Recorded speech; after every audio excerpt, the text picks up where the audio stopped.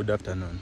It is on that 1st of December 2025. It is the last day of the year. A lot has happened over the year. The government has pretended to work, or maybe it has worked, and it is good to audit how far the government progress has been, looking at the inflation, demand supply, pesa mfukoni. We are going to look at the debt servicing. You might not know a lot about debt servicing because sometimes they service the debt and take a lot. At the same time, we're also going to look at social security. So, starting with debt servicing, it is difficult to audit the government on the debt servicing because most of the time you find that as much as the government is paying back the loans that they have taken, the loans come with interest. So most of the time they tend to pay back the interest and hold the principal. That said, you find that at the end of, or even after a very long time of debt servicing, you find that even the debt has never reduced. Let's say, for instance, when Ruto came to office in 2022, he found debt at around 9 trillion or 8 point something. I will look at the details later. But then his government is saying that he has been servicing the debt ever since. And when you look at the amount of debt that is Kenya has accrued, or the amount of debt that Kenya is owed by the international markets and the local markets, it has hit 12 trillion and climbing. Yet the government is saying that it has been paying these debts. This raises the question: how much are the interest on the loans that are taken in the local market and the international market? Also, we would like to ask questions like, how long or how much will it take for the government to start paying debts, and then it makes some impact on the coffers, such that if, let's say, in 2025 the debt is at 12 trillion and the government pays the debts for around 2 years, it will come back after auditing. We will say that the debts have reduced from 12 trillion to 9 trillion. That's a question: how much or at what percentage will we be paying so that we can reach to that point? So according to Moses Kuria, I had a chance to listen to his interview on KTN, which he dominated most of the interview. He even tried to ask himself questions and answer them, just trying to defend himself. He said that the thing that he likes about this government is the way it is servicing the debts. That is one of the key performances that the government has managed to do.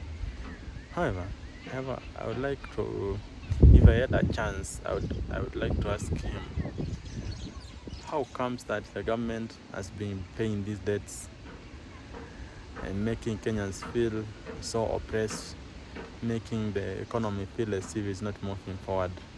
And then he comes and tells us that the government has done positive, or it has made a positive progress towards debt payment. That's one of the questions.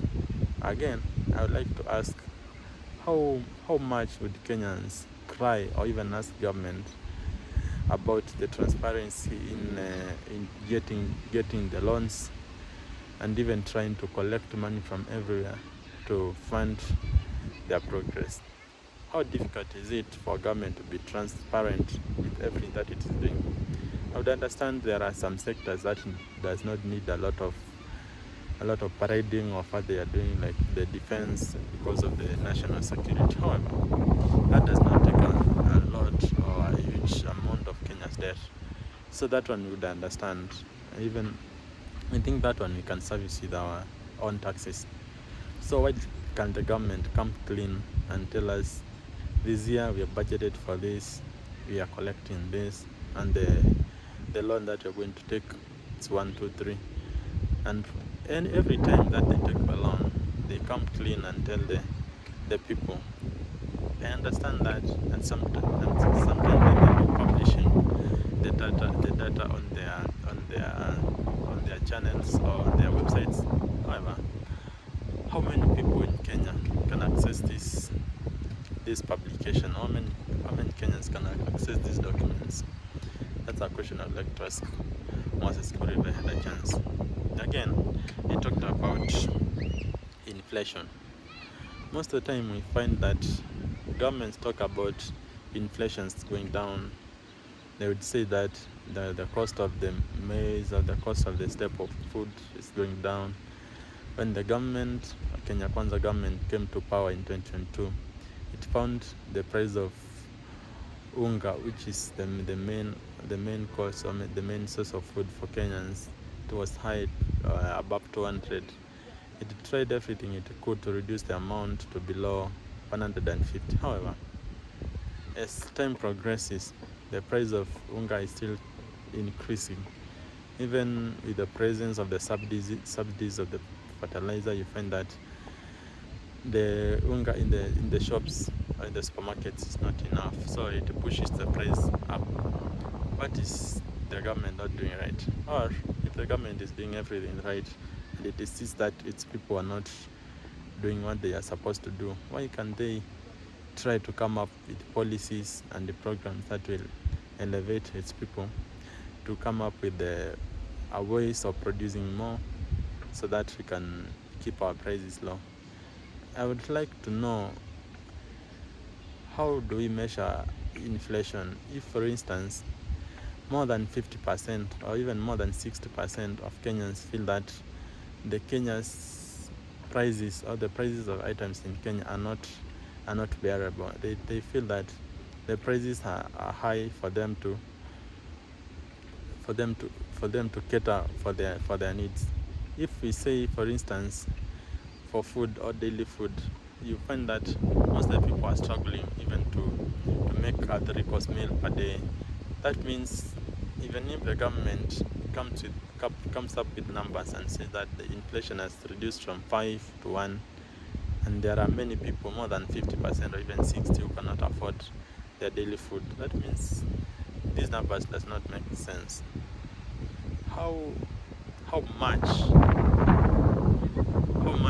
the government do, or how far would the government go with their subsidies? How far would the government go with their efforts to make themselves look better in terms of reducing inflation, and yet the effect or the impact is not felt on the ground? Again, we will talk about the money supply. How much money Kenyans have. In 2025, many Kenyans have cried foul. Many say that although the government seems to be working, or even it says that it's working and it's making people get money in the pocket, many Kenyans do not see this translate into their pockets. For instance, you find out that for the payslip guys, their money is being taken to the tunes of more than 30%, catering for housing finance, that is the affordable housing, catering for health insurance, that is SHA, catering for levies that even are introduced each and every day. You find that even fuel levy was increased with a huge percentage. So how much would the government want to take from the paycheck guys so that it can cater for the costs of operating the government? My main issue would not be to ask the government how much they're going to take from the people to cater for their expenses. Rather, I would like to ask the government, how well are they going to manage this money they are getting from their people? I was listening to someone talk somewhere saying that when the government builds the houses, the affordable housing, it does not mean that it is building houses for people who do not have houses, but rather it is trying to build houses where they are needed and also introducing competition to the private sector. However, how much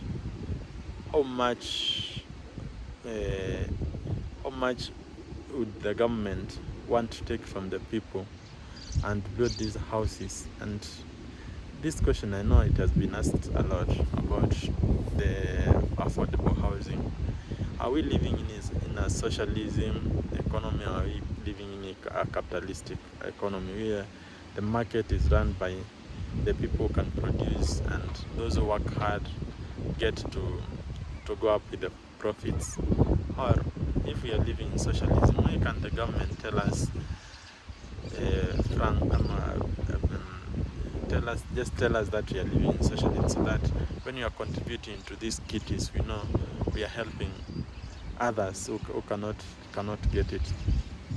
That is not the point. My question would be, if the government is claiming that it has increased the amount of money that people are having, or even are getting and are putting in the pockets, how do we know that people are having money if, as much as the government is telling us that the money is flowing, the people do not feel it?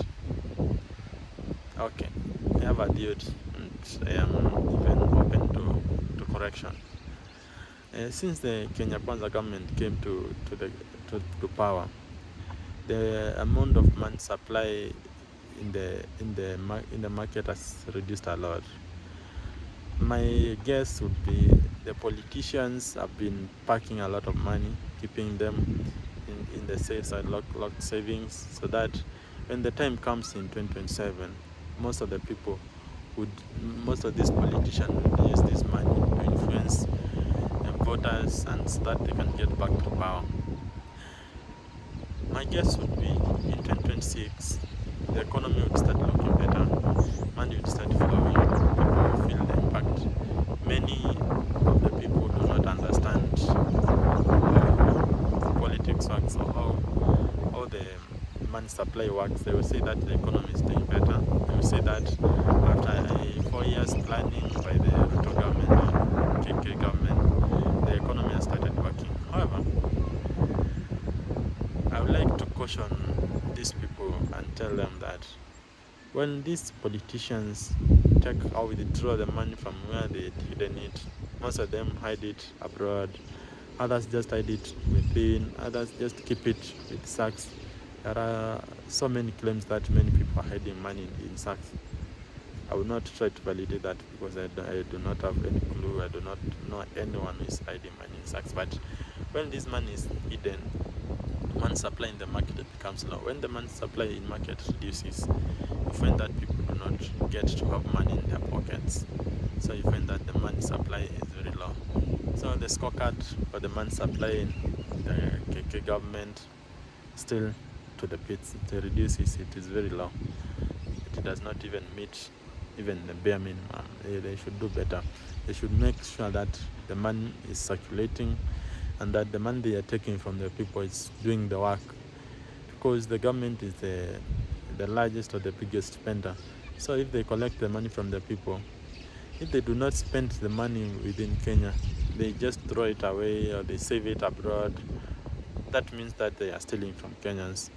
Because if I can take the money from you and go and hide it, that means, let's say for instance, between me and you, we have 2,000 shillings. I tell you, give me 500 stacks. Then I take 250 and hide it abroad, or hide it somewhere where we will not get it. The money supply between me and you will reduce to 1,750. That means the amount of money that me and you can get, even if we get equally, we cannot get 1,000 at a time. So if the government is serious about making people to have pesa mfukoni, should look for ways to increase the money supply, and that is paying contractors, those who are doing their work, also paying for services for the teachers, for the nurses, paying for the SHA debts, and even also they pay the local debts as much as they are paying the international loans. I will go to look at the social security programs. I will not talk about a lot about many things.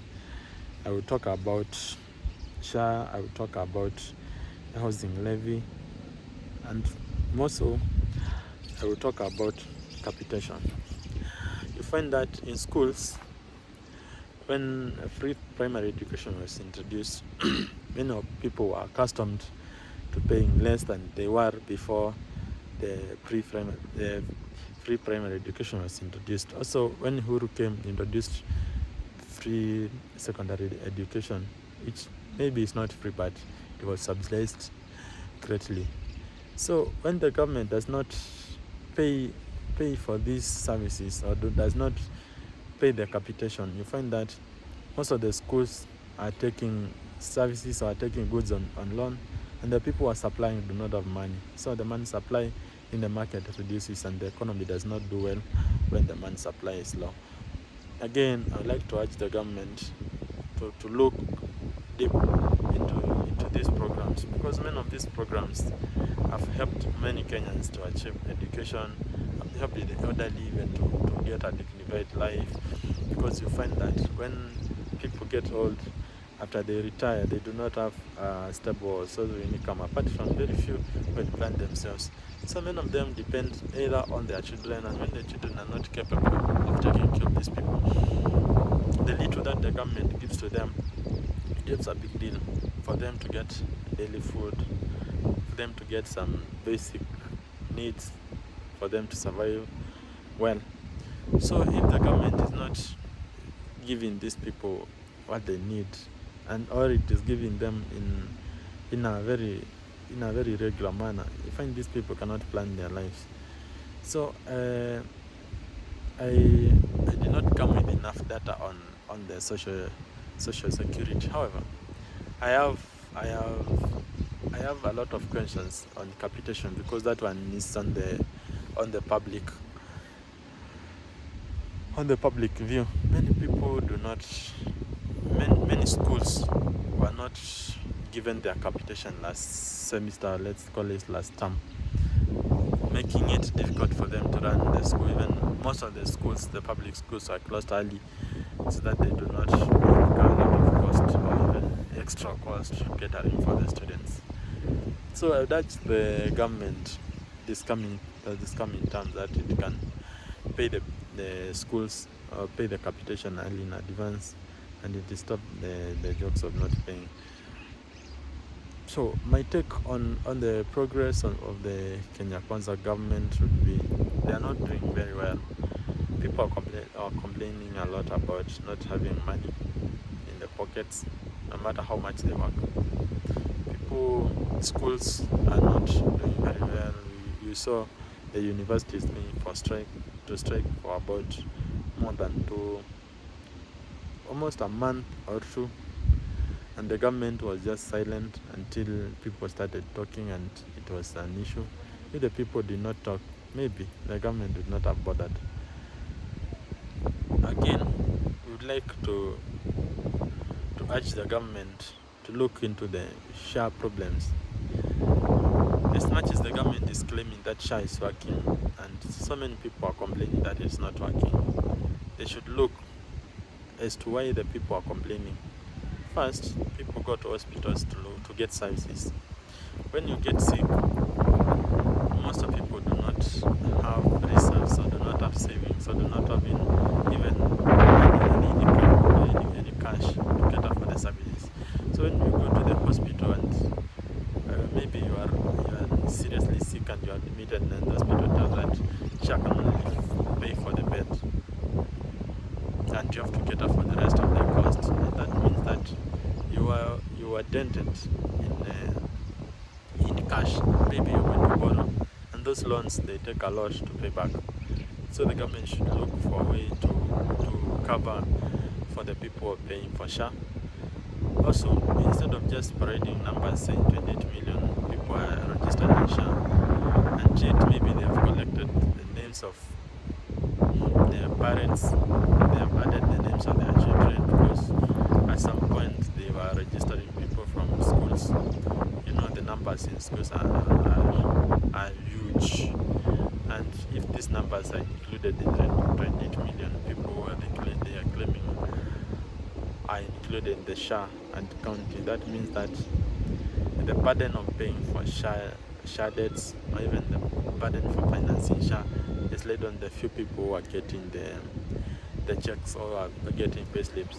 So it's upon the government to stop just mentioning numbers and give us really results that you can feel them. So when this issue is working, when I go to hospital, I should get premium services without even paying a lot, even if I'm going to pay. Let's say if my services will cost, my medical services will cost around 10,000, I should be asked to pay around 2,000. That one I will not claim SHA is not working. But if it is 10,000 and I'm told that the government or the SHA is going to pay 2,000 and they have to pay 8,000, that means the SHA is not working. And since I'm paying and this is insurance is there to cover me when I'm in trouble, it means that this insurance is not serving its purpose. So that means it is not even doing very well. I'm not going to tackle on the reserves, because you can see Kenya shillings as stabilized, either miraculously, either it is just being held hostage. I will not talk so much about that. However, I would say that Kenya Kwanza government is working on their books. This is like a person with fake friends who tell them that they are doing well when they are doing bad. It's like an addict whose friends are telling them you should drink more so that you don't get the tremors, you don't get the trouble of withdrawals. Instead of telling them you should treat the addiction, they just tell you to take more of the drugs so that you don't feel the impacts of withdrawals. This government needs to think a lot. As much as people seem to have settled, there are many cheaters around and people are not comfortable.